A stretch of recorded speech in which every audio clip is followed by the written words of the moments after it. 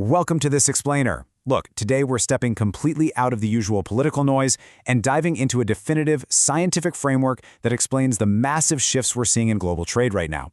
We're going to map out exactly why the world is changing so rapidly by looking at the intersection of tectonic realities, astrological age transitions, and pure thermodynamic efficiency. I want you to consider something huge. What if our current map of global trade literally violates the laws of physics? To really grasp what's going on in the world today, we have to stop obsessing over political borders and start looking at planetary thermodynamics.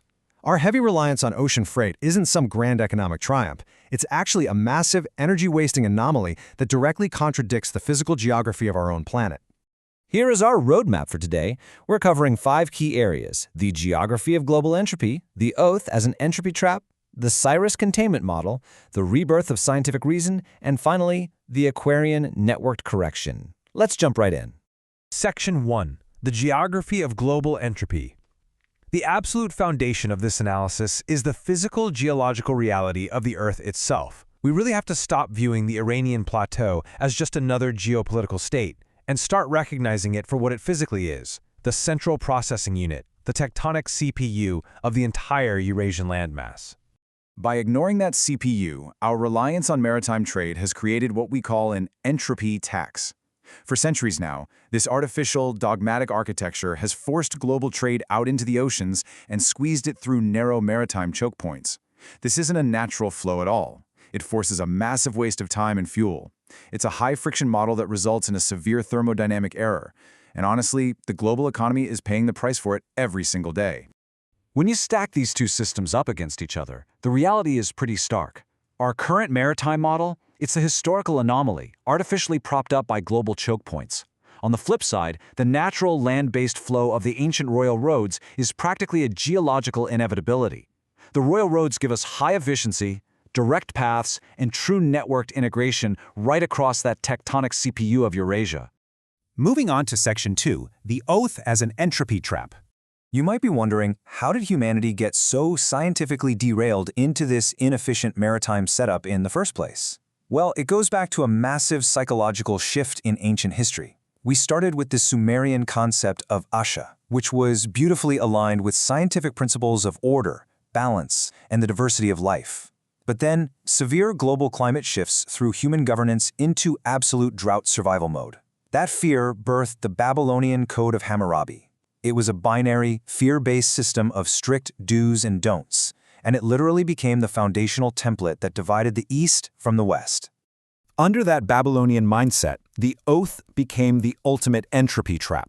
Think about it. By swearing absolute allegiance to a rigid dogma, individuals and entire societies effectively commit psychological self-sabotage. You freeze your consciousness. You stop evolving alongside the natural laws of thermodynamics. It's this systemic use of fear of hell, or the promise of a fictitious heaven that is used to trap humanity in endless conflict, which artificially sustains that incredibly inefficient, divided maritime system. Section 3. The Cyrus containment model. So how on earth do we fix a world that's completely frozen by these dogmatic oaths and do it without endless warfare? We look to a definitive systemic framework for resolving ideological conflict. Cyrus the Great actually set the historical precedent for this. Think of it as the original Vatican City model. When Cyrus surrounded Babylon, he didn't use a bloody siege to annihilate his opponents. He used geopolitical suffocation. He knew these dogmatic leaders were set in their ways, so he gave them a defined, sovereign ideological space to practice their beliefs, but entirely contained them under a larger, universal humanitarian code of conduct. And here is the absolute crux of this model, the #1 constraint. Under Cyrus's system, these factions had the radical freedom to believe whatever they wanted inside their own walls. But they were strictly forbidden from exporting fear. That was non-negotiable. They absolutely could not use their binary anxieties and dogmas as weapons against the broader global body politic. The fact that this model even survived into the present day is an incredible story of collective memory. The Cyrus cylinder stands as the literal bedrock of human rights. Later on, when dogmatic invaders burned Iranian libraries to try and erase this scientific heritage, the truth wasn't lost. Because Cyrus had liberated the Jews from Babylonian captivity, they preserved this inclusive Persian code right there in their own historical texts. The blueprint survived the ashes. Which brings us to Section 4, Rebirth of Scientific Reason. Let's fast forward and track how humanity has slowly been breaking out of this dogmatic containment over the last few centuries. We can map this awakening right alongside astrological age transitions. We are completing this long, drawn-out exit from the Piscean Age, an era historically dominated by all that dogmatic maritime trade. Over the last couple of centuries, we moved through the Virgo subage, which sparked a massive reemergence of deductive reasoning, and now we are crossing the threshold into the present, the Aquarian Age, an era defined by collective, networked intelligence. During that Virgo subage, physical realities basically forced us to look at the observable laws of the universe again. I'm talking about the expansion of global railways, the invention of the steam engine, the birth of modern medicine and hospitals. These mechanical and biological truths meant humanity simply couldn't rely on theological fear anymore. We had to get back to logic, to deductive reasoning, and figuring out how to efficiently manage our shared global resources. And that leads perfectly into Section 5, the Aquarian Networked Correction. Right now, we are fully stepping into the age of Aquarius, and it is actively reshaping the thermodynamic map of our entire world. Massive infrastructure projects like the Belt and Road Initiative or the North-South transport corridors, these aren't just standard political news items.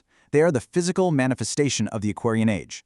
It's a massive thermodynamic correction that is forcefully reasserting the terrestrial efficiency of the ancient royal roads. That chaos we're seeing in maritime choke points today isn't some global collapse. It is simply the high-friction struggle of an obsolete, fear-based paradigm trying to resist an inevitable, land-based, networked order.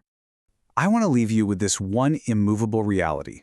Geology overrides politics, period.